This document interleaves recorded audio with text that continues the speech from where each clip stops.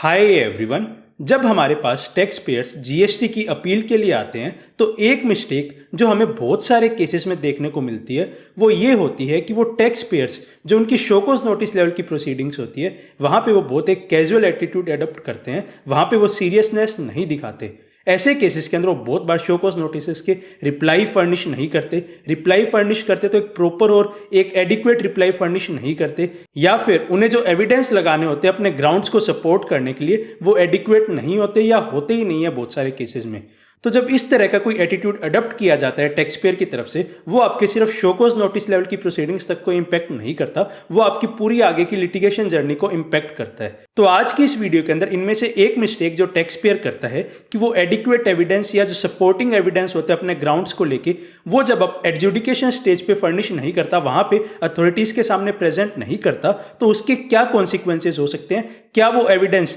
Later stage पे जाते हुए अपील्स की स्टेज पे, चाहे वो फर्स्ट अपील हो सेकंड अपील हो, वहां पे वो एडिशनल एविडेंस अथॉरिटीज के सामने फर्निश कर सकता है, या किन केसेस के अंदर अथॉरिटीज उन एविडेंस को एंटरटेन करेगी या किन केसेस में नहीं करेगी। तो इसी के अराउंड हम एक पूरा डिस्कशन आज की इस वीडियो के अंदर करेंगे, और इस पूरी चीज को समझने के लिए हम डायरेक्टली हमारी स्क्रीन के ऊपर चलते हैं। तो इस चीज के रिगार्डिंग जो सीजीएसटी रूल्स का रूल 112 है, 112 है, वो इसके रिगार्डिंग बात करता है, और इस रूल को पढ़ने से आपको समझ आएगा कि क्यों आपको एविडेंस जो आपका एडजुडिकेशन स्टेज होती है वहीं पे आपको सारे एविडेंस फर्निश करने चाहिए और आगे के लिए आपको कुछ भी नहीं बचाना चाहिए या आपको इग्नोरेंस नहीं बरतनी चाहिए। तो वो चीज हम समझते हैं इस रूल की हेल्प से। तो ये रूल बेसिकली क्या बात करता है कि प्रोडक्शन ऑफ एडिशनल एविडेंस जो आप करेंगे एपिलेट अथॉरिटी के सामने या एपिलेट ट्रिब्यूनल के सामने, तो बेसिकली ये बात करेगा कि क्या आप एडिशनल एविडेंस, एडिशनल किससे, कि जो एविडेंस आपने एडजुडिकेशन स्टेज पे दे दिए, शोकॉज नोटिस स्टेज पे दे दिए, क्या उसके अलावा आप और एविडेंस दे सकते हो, चाहे वो एपिलेट अथॉरिटी के लेवल पे हो या फिर आपका एपिलेट ट्रिब्यूनल के लेवल पे हो। तो उसी के रिगार्डिंग ये पूरा का पूरा रूल यहाँ पे बात करने वाला है। तो इस रूल का सब रूल 1 सबसे पहले तो यही बात बोल देता है कि जनरलाइज्ड रूल तो ये है कि आप एडिशनल एविडेंस, चाहे आपकी एपिलेट लेवल पे हो ट्रिब्यूनल लेवल पे हो, वहां पे आप एडिशनल एविडेंस नहीं दे सकते। तो एक क्या बोलता है हम समझते हैं कि जो एपिलेंट है उसे अलाउ नहीं किया जाएगा, shall not be allowed to produce before appellate authority या एपिलेट ट्रिब्यूनल। आपको अलाउ नहीं किया जाएगा, चाहे वो एपिलेट अथॉरिटी के लेवल पे हो या ट्रिब्यूनल के लेवल पे हो, कोई एविडेंस देना, चाहे वो ओरल एविडेंस हो या डॉक्यूमेंट्री एविडेंस हो, अदर देन कौन से एविडेंस को छोड़ते हुए, वो एविडेंस जो आपने एडजुडिकेशन प्रोसीडिंग के ड्यूरिंग दे दिए थे। मतलब जो एविडेंस आपने एडजुडिकेशन के लेवल पे दे दिए वो आपके ले लिए जाएंगे, अपील लेवल्स के ऊपर भी एडिशनल एविडेंस आपको देने अलाउ नहीं किए जाएंगे एक्सेप्ट इन फॉलोइंग सर्कमस्टांसेस। तो उन्होंने कुछ सर्कमस्टांसेस यहाँ पे दे दिए कि अगर सिर्फ यही सर्कमस्टांसेस है तो ही हम आपके एडिशनल एविडेंस एंटरटेन करेंगे अपील लेवल्स के ऊपर, अदरवाइज आपके एडिशनल एविडेंस हम एंटरटेन नहीं करने वाले। तो आपको सबसे जरूरी ये समझना हो जाता है कि आपको जो एविडेंस लगाने हैं, आप कोई भी लीनियंसी, कोई भी आप यहाँ पे लापरवाही ना बरतें एडजुडिकेशन स्टेज पे। अगर आप वहाँ पे एविडेंस नहीं देते और इन बातों में वो चीज़ें कवर नहीं होती तो आप एडिशनल एविडेंस यहाँ पे नहीं दे पाएंगे, और हो सकता है कि जो आपकी एपिलेट अथॉरिटी है वो यहाँ पे आपकी एडिशनल एविडेंस को एंटरटेन ना करें। इवन चाहे वो एविडेंस आपके सपोर्ट में हो, उनके बेसिस पे आप केस जीत सकते हो, तो भी यहाँ पे वो एक इशू बन जाएगा उन एविडेंस का एंटरटेन होना। तो हम देखते हैं कि कौन से केसेस के अंदर जहां पे ये है कि एडिशनल एविडेंस यहां पे एंटरटेन कर सकती है एपिलेट अथॉरिटीज। तो सबसे पहले तो बात आती है जो एडजुडिकेटिंग अथॉरिटी है या एपिलेट अथॉरिटी है, उन्होंने रिफ्यूज कर दिया आपके एविडेंस को एडमिट करने से जो कि एडमिट होने चाहिए थे। तो आप कोई एविडेंस लेके गए एपिलेट अथॉरिटी के पास, एडजुडिकेटिंग अथॉरिटी के पास, और जो आपके एडमिट होने चाहिए थे लेकिन उन अथॉरिटीज़ ने वो चीज़ एडमिट नहीं की। तो ऐसा अगर कोई केस है तो आप आगे जाते हुए भी एडिशनल एविडेंस यहाँ पे दे सकते हैं। इसके बाद अगला केस बात करता है कि आपसे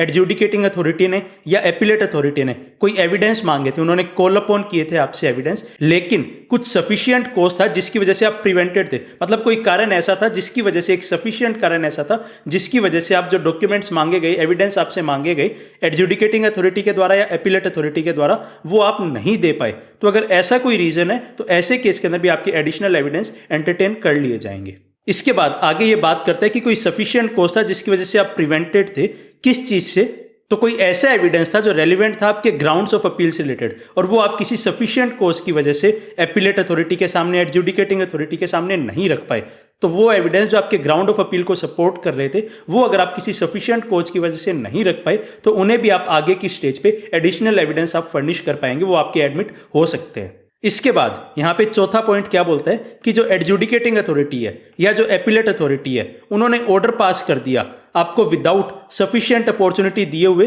कि आप जो आपके एविडेंस है वो यहाँ पे आप दे पाएं, जो आपके ग्राउंड्स ऑफ अपील के एविडेंस उनको सपोर्ट करते हुए जो भी एविडेंस है वो आप यहाँ पे रख पाए अथॉरिटी के सामने, वो आपको प्रॉपर अपॉर्चुनिटी नहीं दी गई, तो ऐसे केस के अंदर भी आपके जो एडिशनल एविडेंस है आगे के स्टेजेस के ऊपर एडमिट कर लिए जाएंगे। तो आपको ये सब देखना होगा कि यहाँ पे जो चारों कंडीशंस है वो ऐसी कंडीशंस है जहाँ पे कोई जेन्युइन हार्डशिप्स थी, कोई रीजन थे जिसकी वजह से या तो आपको ऑप्शन ही नहीं मिला, ऑप्शन मिला तो आपकी तरफ से कोई प्रॉब्लम ऐसी थी कि जहाँ पे आप वो एविडेंस नहीं देख पाए। तो ऐसी अगर कोई सिचुएशन है कि जहाँ पे ऐसा कोई भी एक्सेप्शनल चीज़ें नहीं है, आप नॉर्मली एविडेंस दे सकते हैं, लेकिन फिर भी अगर आपने एविडेंस नहीं दिए तो यहाँ पे आपके एविडेंस आगे की स्टेज के ऊपर अपील्स के लेवल के ऊपर यहाँ पे एंटरटेन नहीं किए जाएंगे एपिलेट अथॉरिटी के द्वारा। आगे ये क्या बात लिखते हैं पॉइंट 2 के अंदर, तो ये बोलते हैं कि कोई भी एविडेंस एडमिट नहीं किया जाएगा अनलेस जो एपिलेट अथॉरिटी है या एपिलेट ट्रिब्यूनल है वो उसका रीजन रिकॉर्ड करे कि ये क्यों एडमिट किया जा रहा है। तो अगर कोई ऐसा एविडेंस है जो एडिशनल एविडेंस है जो पहले नहीं दिया गया,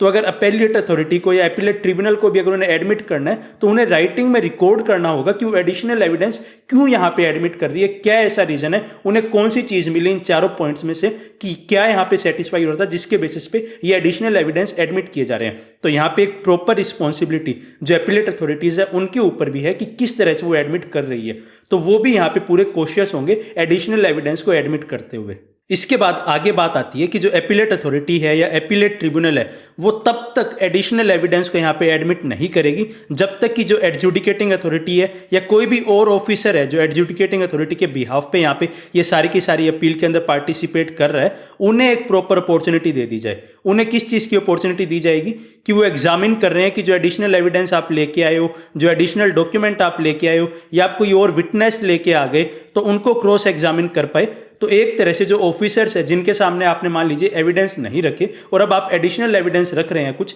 तो उन्हें यहाँ पे राइट दिया जाएगा कि वो उन्हें एग्जामिन कर पाएंगे या जो कोई विटनेस लेके आए हैं आप उन्हें यहाँ पे क्रॉस एग्जामिन कर पाएंगे। तो ये भी पॉइंट यहाँ पे एक देखा जाएगा। इसके बाद दूसरी चीज क्या है कि जो भी आप एविडेंस प्रोड्यूस करोगे, जो आपने एडिशनल एविडेंस प्रोड्यूस करे उसके रेब्यूटल में एविडेंस यहाँ पे प्रोड्यूस करने का राइट यहाँ पे दिया गया है जो आपकी एडजुडिकेटिंग अथॉरिटी है उनके पास। तो एक तरह से आपको बेसिकली समझना होगा कि अगर आप कोई एडिशनल एविडेंस लेके आ रहे हैं तो उसका पूरा एक ड्यू प्रोसेस है, सारे के सारे प्रोसेस फॉलो होने के बाद ही आपके एडिशनल एविडेंस यहाँ पे एडमिट किए जाएंगे और जो एडजुडिकेटिंग अथॉरिटी है उन्हें भी एक प्रॉपर चांस मिलेगा उन एडिशनल एविडेंस को काउंटर करते हुए। ऐसा नहीं होगा कि आप एडिशनल एविडेंस लेके आए और उसके बेसिस पे डायरेक्टली एपिलेट अथॉरिटी यहाँ पे कोई ऑर्डर पास कर देगी। तो आई होप आपको हमारे इस डिस्कशन से इस चीज के रिगार्डिंग तो क्लैरिटी मिली होगी कि ये कितना इंपॉर्टेंट है कि आप right from show cause notice के लेवल से ही अपनी प्रोसीडिंग्स को सीरियसली लें, क्योंकि जो शो कॉज नोटिस है वो स्टार्टिंग पॉइंट है, वो फाउंडेशन पॉइंट है जहां से किसी भी लिटिगेशन जर्नी की शुरुआत होती है। तो अगर आप सोच रहे हैं कि अगर मेरे को आगे अपील्स में या आगे लिटिगेशन में जाना है, अगर मेरा matter show cause notice level पर रिजोल्व नहीं होता, तो आपको सीरियसली इस चीज को कंसिडर करना चाहिए कि आप पूरी सीरियसली जो भी आप शो कॉज नोटिस का रिप्लाई है, जो भी आपके वहां पे एविडेंस है, सपोर्टिंग एविडेंस है, जो भी आपके ग्राउंड से उनसे रिलेटेड, वो आपको फर्निश करने चाहिए। अदरवाइज आपको आगे की जर्नी में दिक्कतों का सामना करना पड़ सकता है। तो आई होप ये वीडियो आपके लिए हेल्पफुल रही होगी। So finally thanks for watching and stay tuned.